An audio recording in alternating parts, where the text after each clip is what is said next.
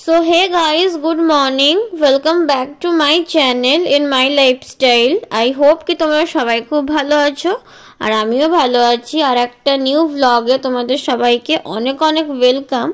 আজকে বেসিক্যালি কোনো daily বেসিসের blog নেই। আমি আজকে আমারই বাড়ির কটা জিনিস পরিষ্কার করব যেগুলো প্রচুর নোংরা আর গ্যাঞ্জাম হয়ে রয়েছে, তো সেগুলোই পরিষ্কার করব। ভাবলাম সেগুলো তোমাদের সাথে শেয়ার করি, কারণ এইরকম ব্লগ আমি কোনোদিনও প্রথমে দিইনি, ফার্স্ট টাইম দিচ্ছি। সো গাইজ, আমি আজকে এই ফ্রিজটা পরিষ্কার করব, কারণ এই ফ্রিজটা আমাদের বাড়িতে আসার পর থেকে একদম পরিষ্কার হয়নি, মানে কয়েক মাস হলোই এসছে, তারপরে আর পরিষ্কার হয়নি। তো আজকে ভাবলাম এই ফ্রিজটাই পরিষ্কার করি। ঠিক আছে, চলো গাইজ তাহলে ফ্রিজটা পরিষ্কার করি। তারপর গাইজ আমি ডিপ ফ্রিজ থেকে বরফের ট্রেগুলো বের করে নিলাম, যার মধ্যে বরফ জমেছিল। আর তারপর এই ম্যাটগুলো বের করে নিচ্ছি, কারণ ম্যাটগুলো প্রচণ্ড নোংরা হয়েছিল। তো ম্যাটগুলোকে বের করে নিচ্ছি।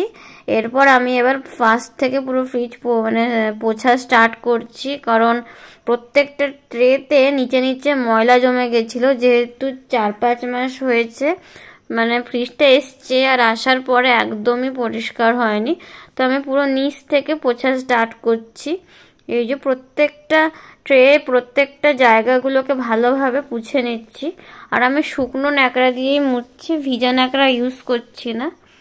এই যে এবার আমি ভিতরের যে ট্রেগুলো থাকে সেইগুলো মানে একে একে নামিয়ে নিচ্ছি। আর আমার এই ফ্রিজের দরজাটা বারবার আমাকে ডিস্টার্ব করছিল, মানে আমি যতবারই ওটাকে খুলছি ওটা বারবার বন্ধ হয়ে যাচ্ছে এইরকম জন্য। গাইজ আমি এই দরজাটার নিচে একটা কিছু রেখে দিলাম, যাতে ওটা আর বারবার সামনের দিকে আগিয়ে না আসে। তারপর আমি ভিতরগুলোকে ভালোভাবে একদম ন্যাকড়াটা দিয়ে পুছে নিচ্ছি, যাতে কোনো ময়লা টয়লা না থাকে। এবার আমি ডিপ ফ্রিজটাকে পরিষ্কার করে নিচ্ছি। ডিপ ফ্রিজের মধ্যে একটু একটু জল ছিল, যেহেতু আমি আগে থেকেই বন্ধ করে দিয়েছিলাম ফ্রিজটা, আর বরফগুলো সব গলে গেছিলো। তাও ভিতরটা হালকা হালকা একটু একটু ভিজা ছিল, যেটাকে আমি একটা শুকনো কাপড় দিয়ে ভালো করে পুছে নিচ্ছি, কারণ বরফটা তো গলেই গেছিলো, শুধু হালকা হালকা একটু একটু জল জল ভাব ছিল। তো আমার ফ্রিজটা প্রায় 70% পরিষ্কার করা হয়েই গেছে, আর একটুখানি আছে, করলে পুরো ফ্রিজটা পরিষ্কার হয়ে যাবে। আমি এখন এই ট্রেটা পরিষ্কার করে নিচ্ছি। আর এই ট্রেটার যে পিছন দিকটা না, ওটার মধ্যে অনেকটাই কালো কালো কিছু ময়লা জমেছিল, কারণ ওখান দিয়েই তো বরফ গলানোর যে জলটা ওইখানটা দিয়েই পাস হয়। তো ওই যেখানটা দিয়ে পাস হয় সেখানটা যে একটু হালকা হালকা কালো কালো নোংরার মতন জমেছিল, আমি সেটাকে ভালো করে পরিষ্কার করে নিচ্ছিলাম। তারপর গাইস আমার ফ্রিজ পরিষ্কার হয়ে গেছে। এবার আমি ভেজিটেবিলের এই ট্রেটা ভালো করে পরিষ্কার করে নিচ্ছি। আর বাকি যে সব প্লেটগুলো আছে এই যে এগুলোকে ভালোভাবে সাবধানে পরিষ্কার করে নিতে হচ্ছে, কারণ এগুলো কাচের, তো একটু কোথাও টাকটুক লেগে গেলেই স্ক্র্যাচ হয়ে যাবে, না হলে হয়তো ভেঙে যাবে। তো এগুলোকে অনেক সাবধানে ভালোভাবে একটা শুকনো কাপড় দিয়ে আমি ক্লিন করে নিচ্ছি ভালো করে। তো ট্রেগুলো পরিষ্কার হয়ে গেছে, এটা লাস্টটা, এটা করলেই আমার সব ট্রে ভালোভাবে পরিষ্কার হয়ে যাবে। সো গাইস, তাহলে এবার আমি একটা একটা করে ট্রে এখন ঢোকাবো জায়গা মতন, যেখানে যেটা ছিল ওটাকে ভালো করে সাবধানে ঢোকাবো, যেহেতু এইটা একটা গ্লাস মানে কাঁচ, তো সাবধানে না ঢোকালে ভেঙে যাওয়ার চান্স আছে। তো আমি একটা একটা করে ভালো করে ঢুকিয়ে দিচ্ছি। এবার আমি এই ভেজিটেবিলের ট্রেটা ঢোকাচ্ছি, এটাও আমার ঢোকানো হয়ে গেছে। সো গাইস, আমার ফ্রিজ পরিষ্কার একদম কমপ্লিট, পুরোপুরি শেষ। এবার আমি বাইরেগুলো একটু ধুলো পড়েছিল বলে হালকা হালকা করে ভালো করে পরিষ্কার করে নিচ্ছি। তারপর গাইস আমার ফ্রিজ পরিষ্কার পুরো কমপ্লিট। এবার আমি ড্রয়ার পরিষ্কার করব, তো চলো ওইটা এবার পরিষ্কার করে নিই ভালো করে।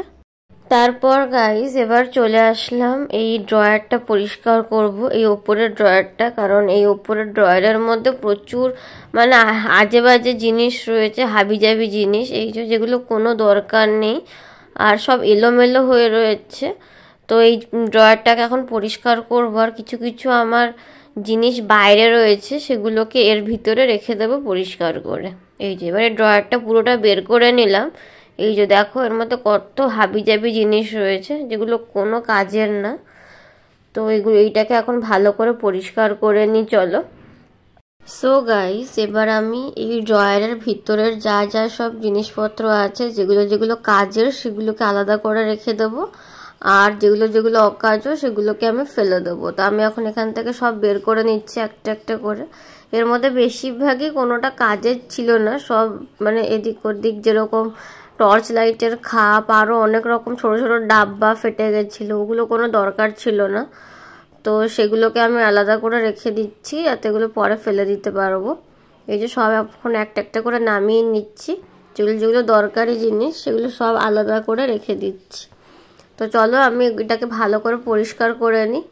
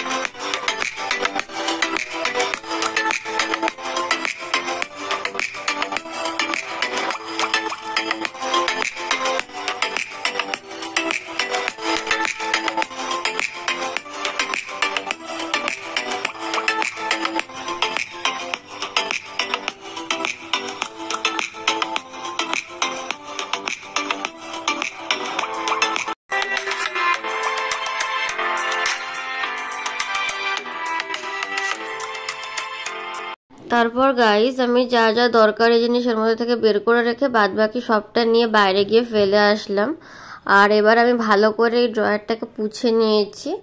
তারপরে আমি এর মধ্যে একটা এরকম খবরের কাগজ পেতে নিচ্ছি যাতে বেশি মানে নোংরা না হয় পরের দিকে। এই যে এরকম সাইজ করে কেটে আমি এটাকে ভালো করে মানে ফোল্ড করে বসিয়ে দিচ্ছি এর মধ্যে। তারপরে আমি এই খবর পেপারের ওপরেই জিনিসগুলো রাখবো। আর এগুলো আমার কটা সাজার জিনিসের ব্যাগ। তো এটাও এই তিনটে ব্যাগই সব হাবিজাবি জিনিসে ভর্তি হয়ে গেছিলো, মানে কিছু জিনিস শেষ হয়ে গেছিলো, কিছু জিনিস নষ্ট হয়ে গেছিলো, সেগুলোকে আমি বাইরে বের করে নিচ্ছি। আর যেগুলো যেগুলো ভালো আছে সেগুলোকে আমি সব এক জায়গায় করে রেখে দিচ্ছি এরকমভাবে।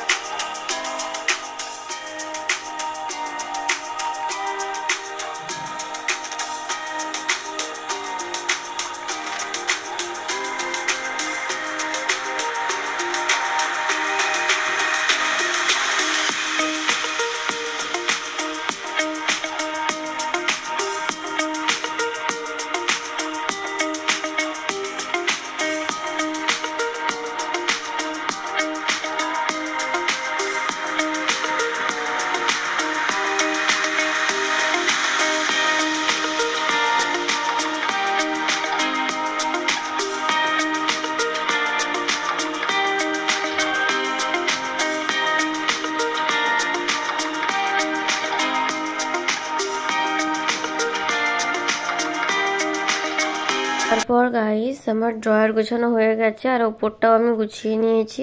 তো যেখানে যেটা থাকে জায়গা মতন রেখে দিয়েছি। ভিডিওটা ভালো লাগলে লাইক শেয়ার সাবস্ক্রাইব কমেন্ট করে দেবে। আর তোমাদের সাথে দেখা হচ্ছে পরের ব্লগে। সবাই খুব ভালো থাকবে আর সুস্থ থাকবে। সবাইকে টাটা।